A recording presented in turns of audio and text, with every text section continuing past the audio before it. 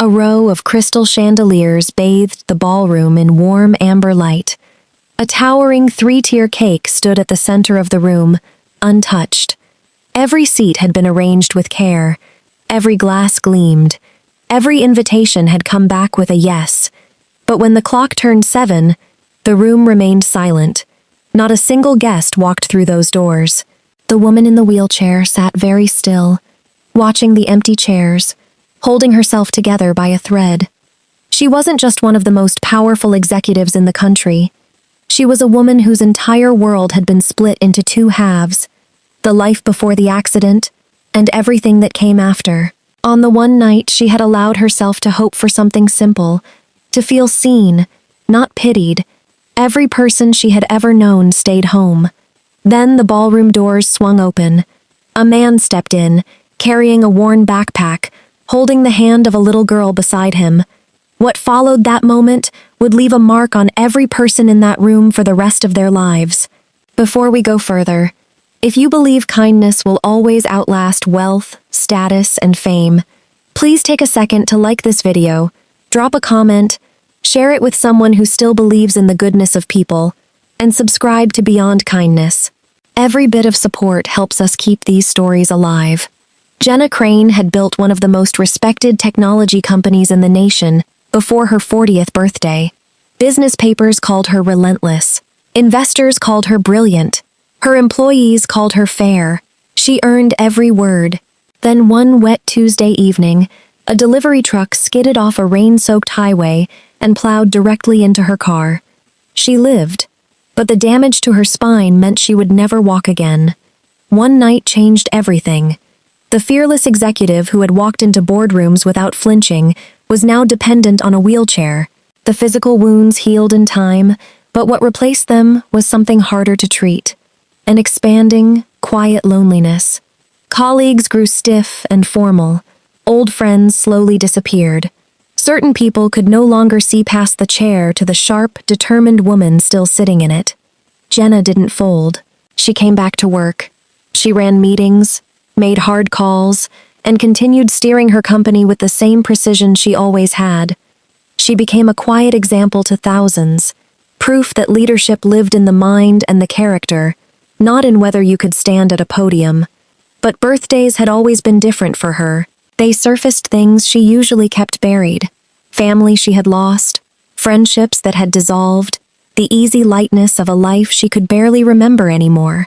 Her assistant worked for weeks putting together something special. Invitations went out to hundreds of people, executives, public figures, old colleagues, longtime friends. Every single one confirmed they were coming.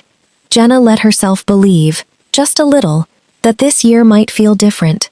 Then, hours before the party, the cancellations started rolling in. A sudden work crisis, a flight delay, a family obligation that couldn't wait, bad traffic, a vague illness. Some people didn't even write an explanation, just a short, flat message that said they wouldn't be there. By 7 o'clock, every chair was empty. Jenna sat beside the unlit candles on that untouched cake and stared out at a room that had been prepared for hundreds of people. The silence was enormous. For the first time in a long while, a painful thought crept in, that perhaps all those years, people had admired what she achieved, but never truly cared about who she was.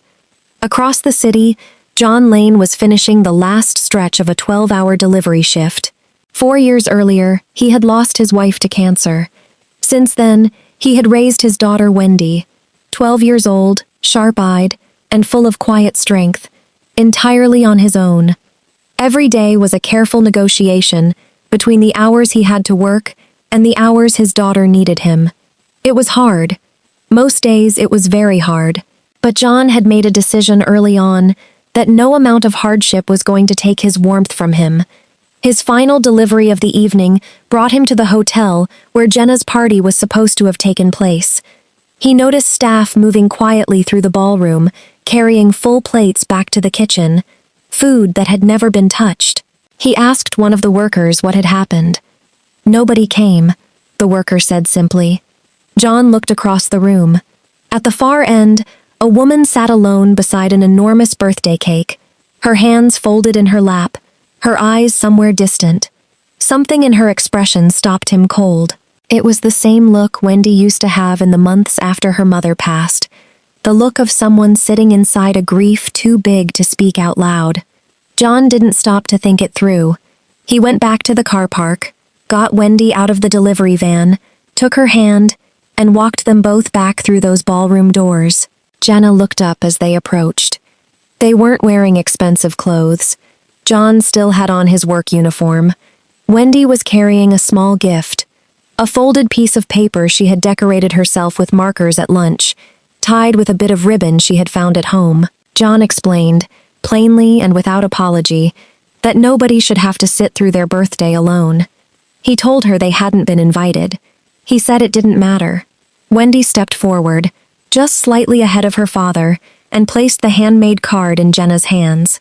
On the front was a drawing. 3 figures smiling around a cake, a yellow sun overhead.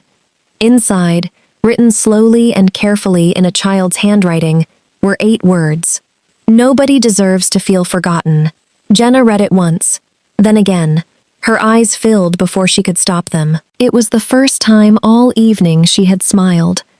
The hotel staff, who had been watching quietly from the edges of the room, began to move.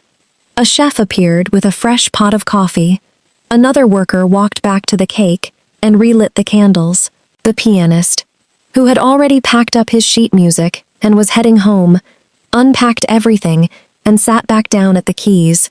Softly, the first notes of Happy Birthday drifted across the room. Within 15 minutes, the empty ballroom was no longer empty. Workers who had clocked out stayed anyway. Security staff pulled up chairs. Housekeepers paused their cleaning and gathered around. Waiters began filling plates that had sat untouched for hours. Jenna looked around the room, genuinely stunned.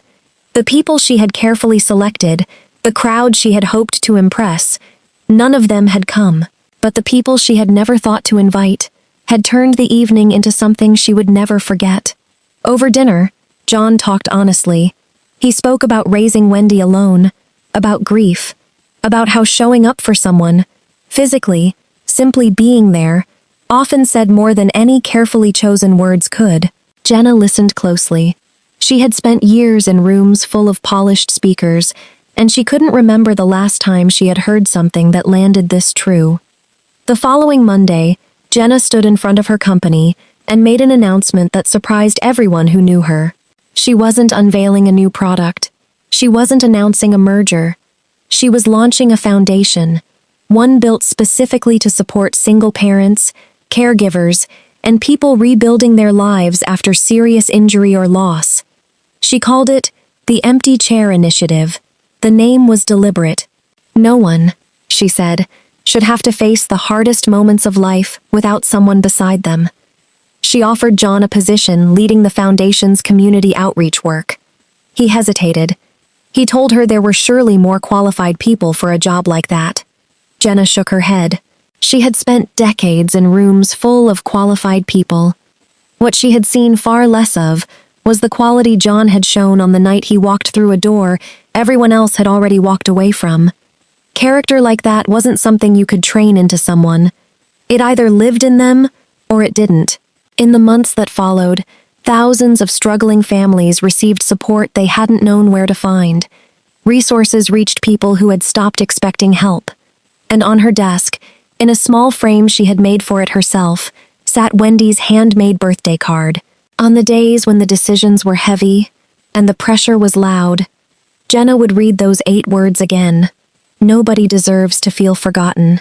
They had become the quiet center of everything she built. Success, she had decided, was no longer only measured in revenue and market share. It was measured in whether the people around you felt less alone because you existed. The following year, when Jenna's birthday came around again, the ballroom was full, not with celebrities or board members, with families who had turned a corner because of the foundation, with children who had stopped falling through the cracks, with caregivers who had finally been told that what they did every day mattered, with staff members who had stayed late one evening the year before because something told them it was the right thing to do. At the center of all of it stood John and Wendy, not guests anymore. Family. Jenna understood something, now that all her years in business had never quite taught her. The greatest gift she had ever received wasn't a check, or a standing ovation, or a feature in a magazine. It was a tired man in a delivery uniform who looked at a stranger sitting alone and decided that was reason enough to walk through the door. If this story stayed with you, please leave the words, "Kindness always shows up" in the comments. Like this video, share it with someone who needs to hear it, and subscribe to Beyond Kindness. Your support keeps these stories going, and keeps the reminder alive that in this world, compassion still exists, and it still changes everything.